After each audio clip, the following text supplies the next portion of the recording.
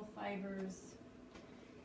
Okay, last section that we're going to talk about, an electrocardiogram technically is an ECG.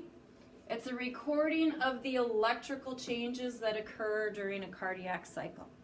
And I think I have this in the notes later, but if not, doctors call it an EKG. There is also an EEG. So hospitals found that they were having problems when doctors ordered an ECG and an EEG, sound very similar. So technically, it's called an ECG, electrocardiogram. When you hear it at the doctor's office, most often it's called an EKG. And that is what I call it, is an EKG of the heart. So the EKG looks at the electrical charges and makes sure that your heart is functioning properly. So the first thing that it measures is the P wave, and that corresponds to depolarization. And this I want you to know. Depolarize means contract. So depolarization is going to lead to contraction of the heart, or the atria. The QRS complex corresponds to depolarization or contraction of the ventricles. And when this is happening, this is such a large electrical activity that it hides the relaxation of the atrium. So we don't even see that recorded on an EKG. T waves are the last part that we look at, and that deals with repolarization, relaxation. So repolarize means to relax. The intervals between those waves and the size of the waves give us very good information about how often your heart works, how strong the heartbeat is, and other things like that. So we can find out your heart rate, how much it works, how much it rests, and differences there. So if I look at this, let me double check if I can. Yeah, well, this one's irregular though. I'm gonna go back. This would be a normal heart rate. So here is my P wave. My P wave is when my atrium contracts. So there's a little bump. My atrium are not very big. That's where my atrium contracts. This is my QRS wave, and that is where my ventricles contract or depolarize. And my atrium are going to repolarize or relax, but because this is such a large electrical activity, that's what your heart, or that's what the cardiogram picks up. The T wave is when your ventricles relax.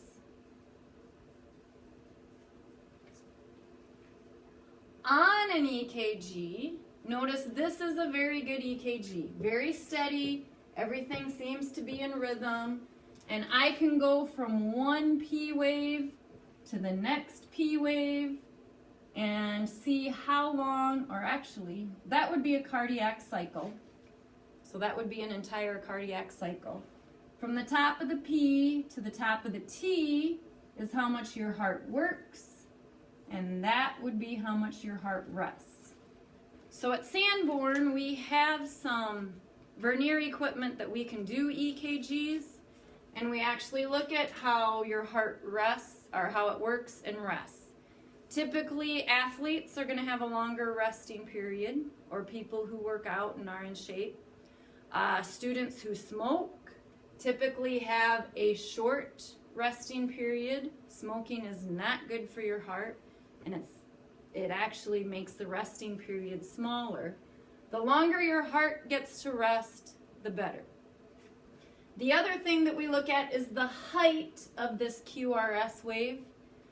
When I have male students, that QRS is going to be a lot larger. Males typically have larger hearts, so they're going to have a larger distance here. A smaller person, someone who's short and tiny, is going to typically have a smaller one. Here again, if I take two boys, one's very active and one's not very active, an active person is going to have a stronger heart, so that QRS will be taller or bigger. So those are things that I can see simply in the classroom that I can pick up by looking at an EKG. Very, very interesting.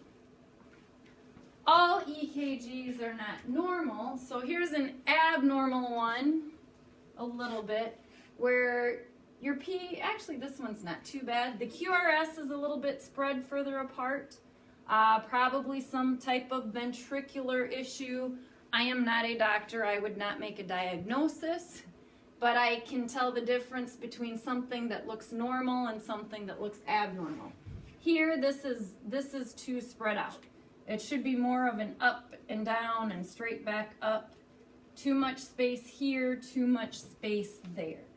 So that would be an abnormal EKG. So the amount of blood pumped at any one time adjusts to your needs. If I'm working out, running, your blood needs to pump faster, your heart beats faster.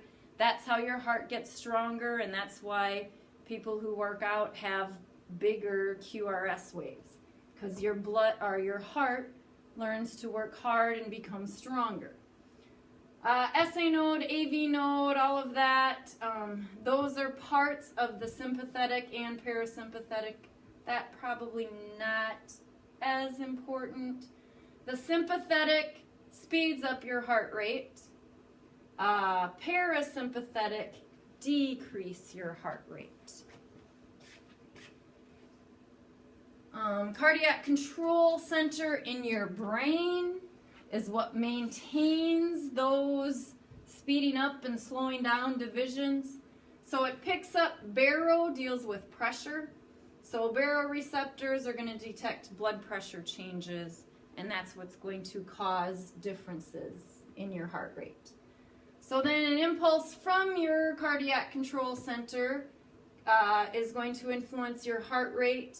Also, like your hypothalamus, cerebrum, you're taking a test and you're nervous, your heart rate might speed up. Those are other things that will affect your heart rate, along with body temperature. If you sit in a hot tub, the reason little kids are not supposed to sit in a hot tub, body temperature will greatly increase your heart rate. So with that, some abnormalities. Hyperkalemia means too much potassium ions. It's going to basically slow down, decrease the rate of a contraction, the force. It'll be a very weak heart. It can lead to life-threatening conditions. Hypercalcemia, too much calcium, increases the heart rate. And then hypo means under, so not enough calcium will slow down the heart rate. These two you've probably heard of more, especially if you watch any medical shows. Tachycardia, your heart's working too hard, it's working too fast.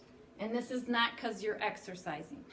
This would be an abnormal condition. Tachycardia, your heart is beating very, very quickly. Bradycardia, your heart is beating very, very slowly. Example, those of you that donate, every time I donate blood, I like to jog. I run 4 miles 5 days a week. Not very fast, but I do it every day. My heart rate is very low. So every time I donate blood, they ask if, do you exercise or whatever, because my heart rate is low, and that might be abnormal if you are not active in doing different things. So bradycardia slow, tachycardia fast, and that is where we will stop for today.